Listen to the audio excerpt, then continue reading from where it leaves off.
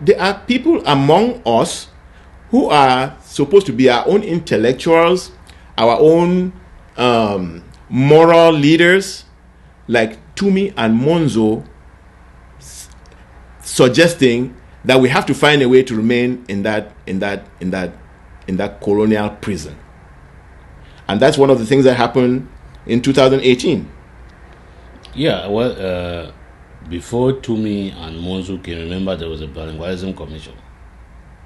You remember that? Yes. And it was led by Musonge. It was led by Musonge and a couple of other. I mean, every like sponsored. You call them hired hands. They are hired hands. Yeah. Yes, absolutely.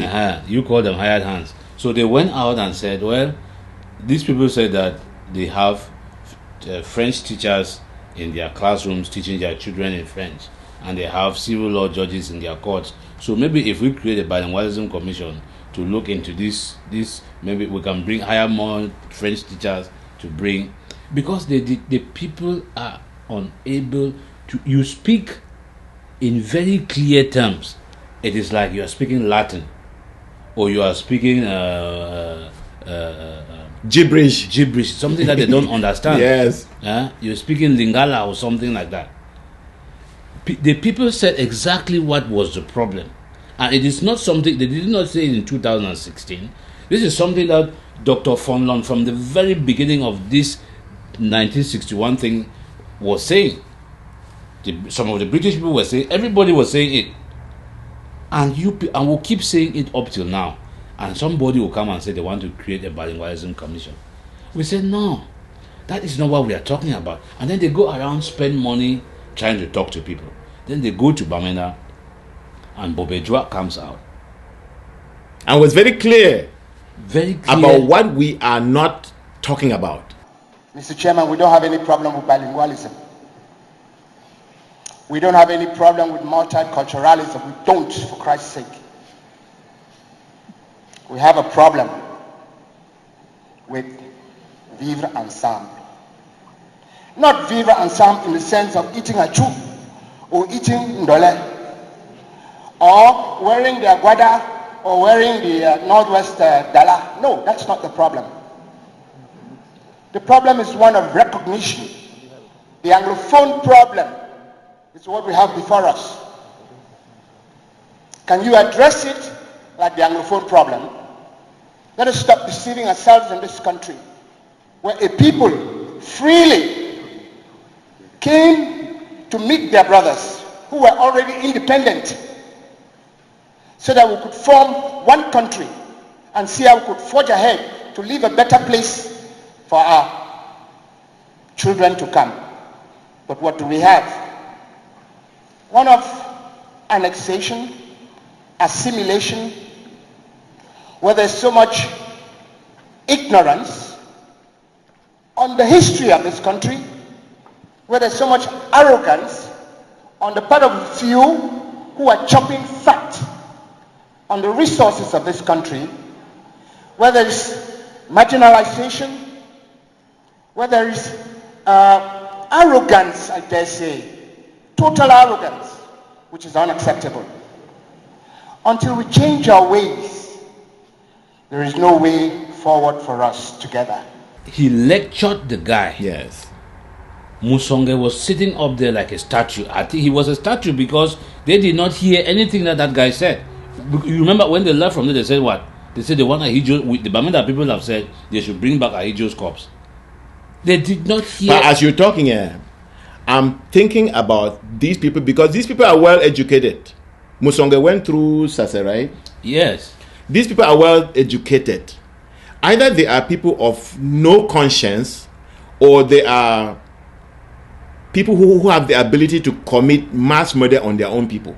Yeah, but that is, everything, those 2 points that you have given explains those people. They don't have a conscience, and they don't care if their people are killed. You know, they have sold their spirits, their soul to the devil. And when you sell your soul to the devil, you are going to do exactly as the devil commands you. You know, we have talked about this show, Dr. Faustus, on this play, Dr. Faustus, on this show, where Mephistopheles, Dr. Faustus sold his soul to Mephistopheles so he could get all the power in the world. And at the end, when the time was off, Mephistopheles came for his soul and he was begging for an extension. These people, they have sold their soul to gain power and riches. So there is nothing that they do that is not to meet that standard. Whether it is Atangan Jipo, whoever it is, they don't see you as a people. They don't see you as human beings. They see you as a tool, as a pawn in their game with La Republique. That is all it is. So if you are asking for a conscience or you are asking for somebody to be reasonable from that group of people, you are wasting your time. No, they know that they will take your talk, but they know that there's a bullet, there's a knife on their back, because when you sell your soul to the devil, that's what you've done. Yes, that is it. So yes. Their hope is that they believe that it is not like they don't know that all these things that they are doing, Philip Young, that none of us is going to buy any of that. But they have to come, because if they don't come, the devil might come to collect. Yes, yeah. But do you think it's just hunger, or because I don't see why anybody, you know, when you call these people, you have to ask Ngole there, because he's part of their mouthpiece. No, but it's all of them. No, when you say it is, what kind of hunger are you talking about? They went. Hold on, they went to Victoria, and I don't know whether it was Musonge or whoever's compound that was. There were cars that cost millions or hundreds of thousands of dollars sitting there and rotting. Right? That was the mayor. No, that was in Boya. That you are talking about the other guy in Boya. I'm talking in Victoria. Okay. There was we saw pictures of those cars. The place was in cars sitting in the bush. So it is not that it is hunger. It is that these people have given their soul to the devil. So they have to act at the devil's command. So anytime that the devil wants you, whether it is at midnight, anytime, you have to go. But you know, these people, it's not because they don't know, because we know the kind of education they got. Yes. So it's something more evil and more sinister that makes them serve the colonizers of their own people. Yes, and our people are say the only way you defeat the devil is to stand for the truth. We say speak the truth and shame the devil. And that is what our people have been doing. They have come around with all those games. They have played all those tricks. They bring their money. The people don't want the money anymore. The people have decided that I have seen your devilish act and we are not part of it. So they have nowhere to go. Yes. They have nowhere to go. So those people are between the devil and a hard place right now. There is nowhere to go. Yes. I think that was Musonge. That was Musonge's commission. Yeah, now you were talking about Tumi. Yeah, brought Tumi and Monzo too as the immorality of a moral leader and the intellectual dishonesty and sellout of an intellectual who we actually know his education is proper education. All of them, and it is terrible because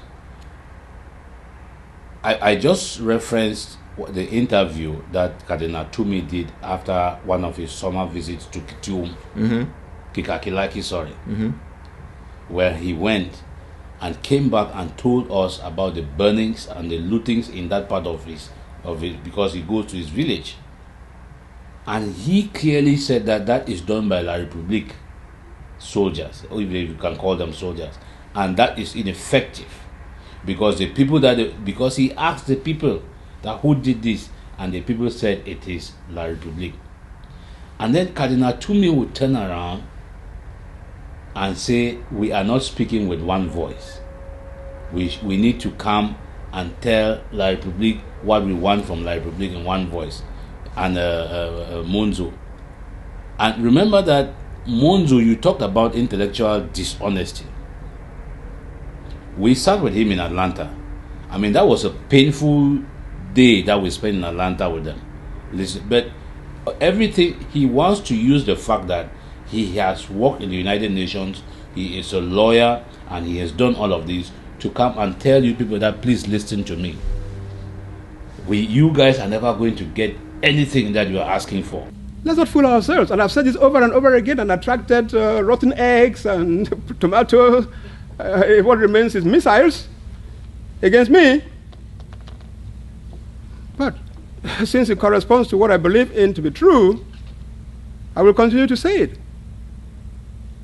Please, let us not deceive our people into thinking that the solution to this problem will come through recourse to the United Nations or any other part of the international community. I remember Professor Anyango read all the French authors who have written that what the French are doing to Ambazonians is wrong, but he stuck to it. Yeah, he stuck to it because that is what he believes. The only thing I'm going to tell them, and we did a whole show on this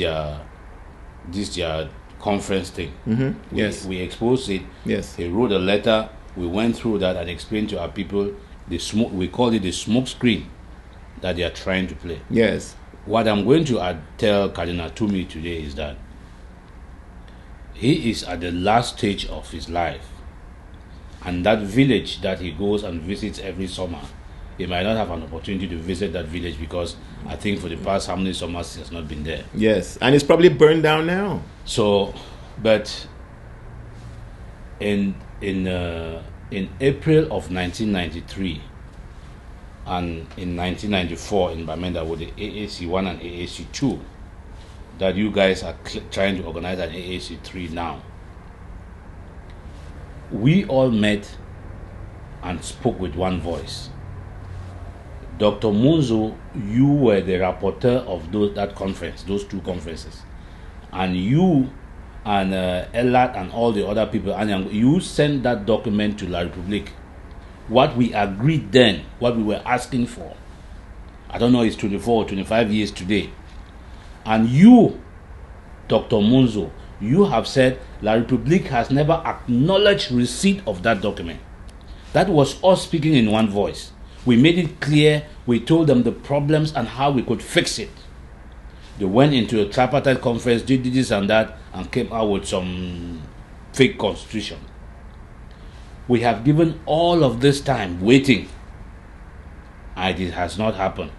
So I'm telling you, gentlemen, we spoke with one voice 25 years ago, quarter of a century ago, and La République did not listen to us. And if that is what you still believe, you have a right to that belief. But please, don't come and tell the world that we are not speaking with one voice, because we have always spoken as one voice. This struggle at where we are now, it is called all for one and one for all. Yes. But as you were talking about Monzo, I was still thinking about Tumi, okay? And I have a question for you. Do you think, because I know the benefits that Monzo has benefited within that system, okay? Mm-hmm. Somebody told me that all his opportunities came through that system. Mm-hmm. So I'm going to ask you something more about Tumi. Do you think Tumi's change of heart, I want it to be a very short answer because we'll remember it. Do you think Tumi's change of heart from what you've described him being in the past, is it because of a gun pointed at his back, or is it dollar signs or money in front of him? Why do you think he's where he is, promoting something that he himself does not believe in? I think it's a gun, because I don't know what he will be doing with money at this age. And if it is not a gun, it is Monzo who is trying to recruit him so that he can come and legitimize, bring some pastoral coverage into this kind of facade that they are trying to yeah, I don't think there was a doubt about that. Yeah. That's why I didn't even go. It was very clear, because if you hear Tumi talking now, you see Monzo playing the French game Yeah. all along. Yeah, You know what I'm saying? So the question, and I think you've already answered that. So the question right now is Toomey responding to a gun pointed at his back, or he's responding to dollar signs? And I think you answered that. Yes. He has seen so many bishops die. Oh, God, why did I forget that?